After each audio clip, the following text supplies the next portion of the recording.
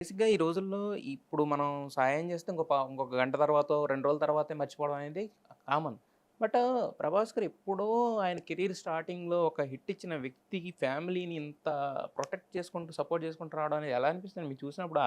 అది థాట్ ఆ థాట్ వస్తే ఏమనిపిస్తుంది మీకసలు మైండ్‌లోకి? ఆయన ప్రెజెన్స్ మా వెనకాలుంది అనే ఒక థాట్ సరిపోతుంది సార్. హ్మ్. అంతే. అంతకంటే ఎక్కువ అంటే చాలా మంది అనుకుంటున్నారు ఆయన హిట్ ఇచ్చారు కాబట్టి హెల్ప్ చేస్తున్నాడు. లేదు సార్. ఆ సినిమా ఫ్లాప్ అయినా సరే ఆయన హెల్ప్ చేసుండేవాళ్ళు. హ్మ్. బికాజ్ ఎందుకు? ప్రభాస్ అనంటేనే అది కదా అహా! సార్. అదే యాహ్! కరెక్టే. అంటే కానీ ఫాదర్‌తో ఉన్న బాండింగ్ అది లేతే బాండింగ్ ఒకటి మోర్ దెన్ దట్ అదే సార్. హ్మ్.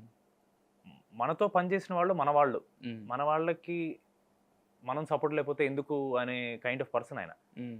I don't think only because అది హిట్ వచ్చిన వల్ల అని కాదు గానీ, అది ఫ్లాప్ అయినా, అది డిజాస్టర్ అయినా సరే, 'వర్షం' అనే సినిమా డిజాస్టర్ అయినా సరే, హ్మ్. ప్రభాస్ అన్న would have been behind us. Hmm. As a back బోన్‌లా ఉండేవాళ్ళు. Hmm. 100% hmm. Because that is him.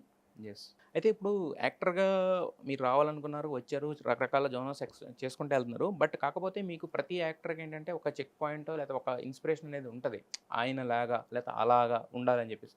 So, మీరు మీ కెరీర్ స్టార్ట్ చేసినప్పుడు అనుకున్న ఒక వ్యక్తి ఎవరు మైండ్‌లో? ఇలా మనం ఒక రోజు ఉండాలి లేతే ఈ ఈ డైరెక్షన్‌లో ఎళ్ళాలి అని అనిపించిన ఎవరన్నా ఉన్నారా మీకు? డైరెక్షనా? అలా ఎప్పుడు అనుకోలేదు సార్. హ్మ్. నాకు, నాకు ఇన్‌స్పిరేషన్ అంటే ఒకళ్ళ కెరియర్ లాగా ఎళ్ళాలని అయితే ఎప్పుడు అనుకోలేదు సార్. హ్మ్. బట్ పెత్ చాలా మంది హీరోల కెరియర్‌లో ఒక సినిమా, అలాంటి సినిమా లేదా హ్మ్. ఒక సినిమాలో ఒక సీను లేదా ఒక సినిమాలో ఒక సీన్‌లో ఒక షాట్‌లో వాళ్ళ ఎక్స్‌ప్రెషన్ హ్మ్. అది డెఫినిట్‌గా ఏదో ఒక రోజు చేయాలి. అలాంటివన్నీ చాలా ఉండేవి సార్ నాకు. హ్మ్. నాకు definitely while growing up in terms of acting నాకు 'చిరంజీవి' గారు సార్ ఫస్ట్. 'చిరంజీవి' గారు. హ్మ్. ఆయన నాకైతే టెక్స్ట్ బుక్ ఆయన. హ్మ్. ఎవరేమనుకున్నా సరే he is the first one hmm. For me.